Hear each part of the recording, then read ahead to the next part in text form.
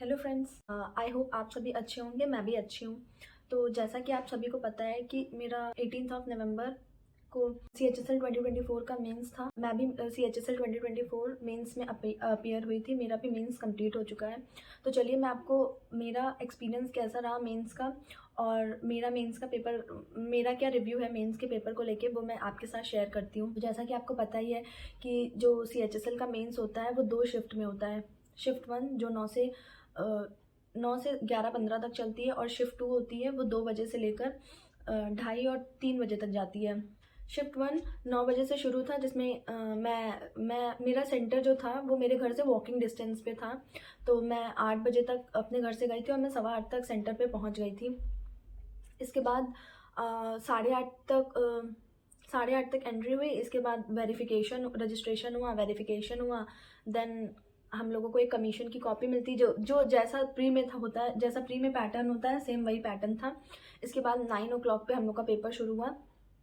आप लोगों को सबको पता है कि जो CHSL मेंस होता है वो उसमें जो पहला पेपर होता है वो ऑब्जेक्टिव होता है और जो दूसरा पेपर मतलब शिफ्ट 2 का जो पेपर होता है वो टाइपिंग का होता है।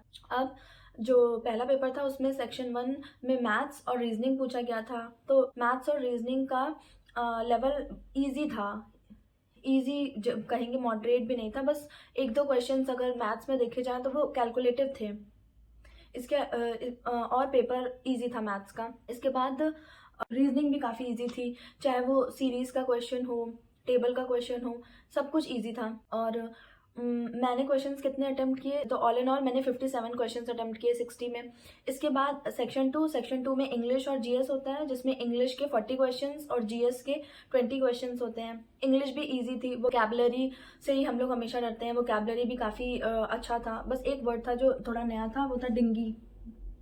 इसके अलावा क्लोज टेस्ट की बात करें तो क्लोज टेस्ट भी इजी था, एरर्स वगैरह भी ठीक थे। इसके अलावा कॉम्प्रिहेंशन पैसेज भी ठीक था।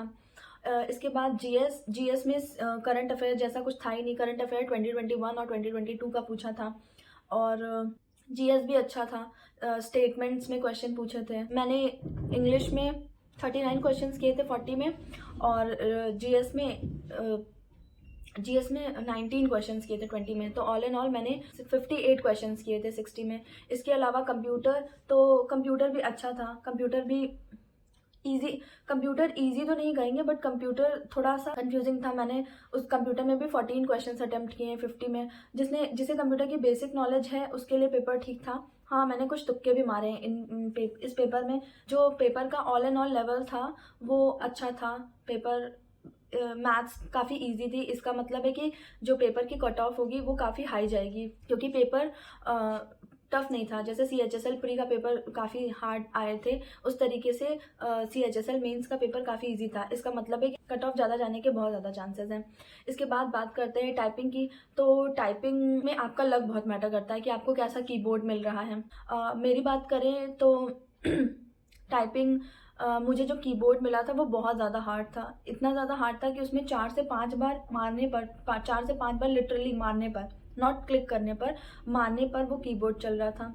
और वहाँ का जो स्टाफ था उन्होंने कहा था कि जिसका कीबोर्ड सिर्फ उनका बदला जाएगा जिनका कीबोर्ड में जो की है वो वर्क नहीं कर रही है। अगर किसी का कीबोर्ड हार्ड चल रहा है या सॉफ्ट चल रहा है तो सेंटर उस कीबोर्ड को चेंज नहीं करेगा। तो मेरा जो कीबोर्ड था उसमें कीज तो सारी सही चल रही थी, सिर्फ वो बहुत ज़्यादा हार्ड चल रहा था। तो मैंने बदलने के लिए मेरा कीबोर्ड नहीं बदला।